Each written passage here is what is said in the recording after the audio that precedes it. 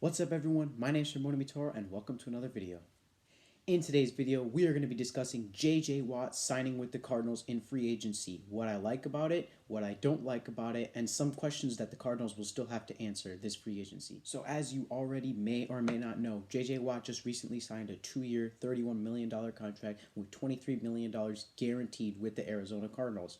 This came as a surprise to many people because a lot of people thought he would either go to the team like the Buffalo Bills or the Green Bay Packers, and there were many questions to be answered, but let's dive into that in this video. First of all, I think that this was a really weird signing due to the fact that, number one, Arizona is not the biggest contender. Yes, they barely missed the playoffs last year, but a more established team like the Buffalo Bills has a better track record in terms of being, they just made it to the coming off an AFC championship loss to the Chiefs, and being as edge rusher is one of their greatest needs, I thought that J.J. Watt would be the perfect fit for them. Another thing that I found really surprising about this signing was the amount of money that J.J. Watt was guaranteed. He was guaranteed $23 million. While the full contract is worth $31 million over the next 2 years, I do not know the actual incentives or the actual details into that contract. Maybe I can link that into the bio later if I can find that out. But the fact that this amount of money was guaranteed to a player who over the past couple of years has been injury ridden and a shadow of his former once dominant D-line presence was a bit of a shock to me. But Arizona is not in salary cap hell like a team like the Saints. So I think they had a little bit extra cash to go along, and seeing as edge rushers would be one of their needs this offseason, I wasn't surprised that they signed someone. I was surprised that they signed J.J. Watt. Also, there's some bigger questions with the edge rusher rotation that they already have going on. Number one, Chandler Jones, who just came off a torn bicep last year, season-ending bicep injury. What do you do with him?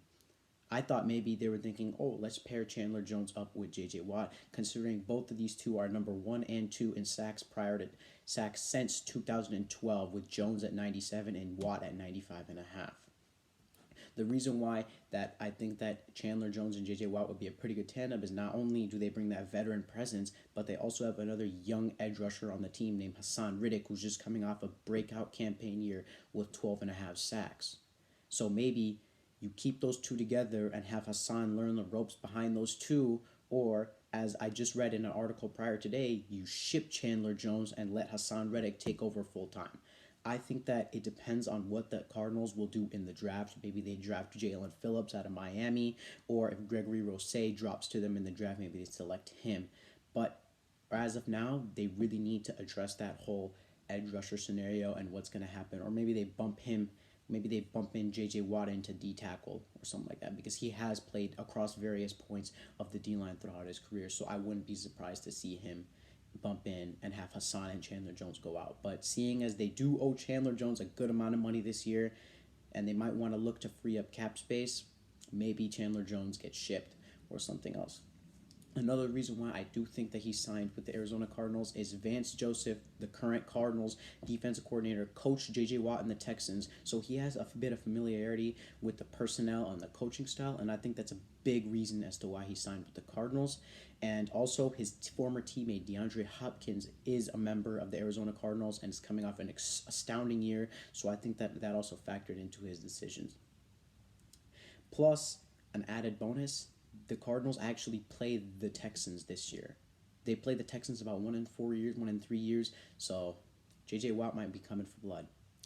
Also, another reason why he might have signed is Kyler Murray. Kyler Murray is a great young quarterback in this league. He's going to be a future star, and I think that he was looking to join a team where they had an established quarterback, an established offense, and they just need a couple more pieces to get it going as a contender.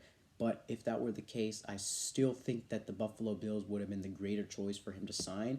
But these are just reasons why I believe he signed. The fourth and final reason is clearly just the money. I know that the Houston Texans cut J.J. Watt because of salary cap concerns. The Houston Texans are going to be going through a wild offseason with the Deshaun Watson trade rumors and also their salary cap limitations. So it's going to be interesting to see how they deal with all that other pieces. But clearly J.J. Watt was someone who they felt like they were paying way too much money to for the production that was just no longer there due to injuries and others. Now that we've discussed why J.J. Watt may have signed with the Cardinals, I want to go into some insight on there are some solid questions that the Cardinals have yet to answer. Number one is the cornerback position. Patrick Peterson is set for a new contract. What do you do with him? Do you re-sign him or do you just let him walk? I think that the best option for them is to draft a corner. They currently have the 20th pick in the draft, and the corner draft prospects that are up, that are projected to be in the first round, as I should say, are some pretty solid corners.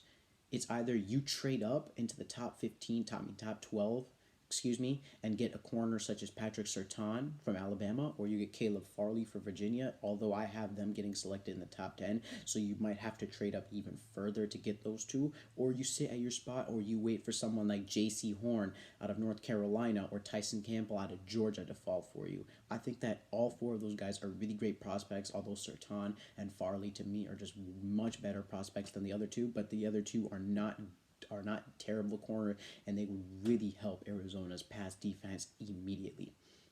Another question that they have is Hassan Riddick. He's coming off a great 12.5 sack year in his first year as a full-time edge rusher, and what do you do with him? Do you franchise tag him? I think that would probably be the most likely option, seeing as the Cardinals might not give him the long-term contract, but do you also give him the long-term contract? Because you might want to set him up for the future, and if he can learn under J.J. Watt and Chandler Jones well, he could be your edge rusher for the future. Also, you could also just let him walk. I don't think that that's a great decision, considering he just came off such a breakout year where he was the premier edge rusher and he was able to produce. So I think that he deserves a spot on this team, and I think it would be a mistake for them to let him go. My third problem with the Cardinals is Chandler Jones.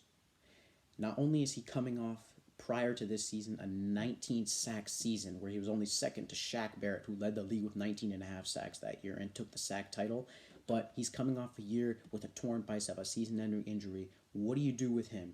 Do you ship him or do you just cut him?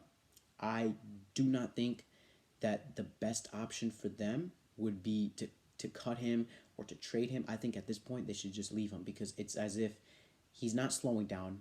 He just had 19 sacks the season prior to his season-ending injury in 2021, so I think that he could still be a valuable use, and maybe him and JJ could really teach Hassan Riddick, and I think that's the way that they go. Do I think that Arizona will be a contender this year?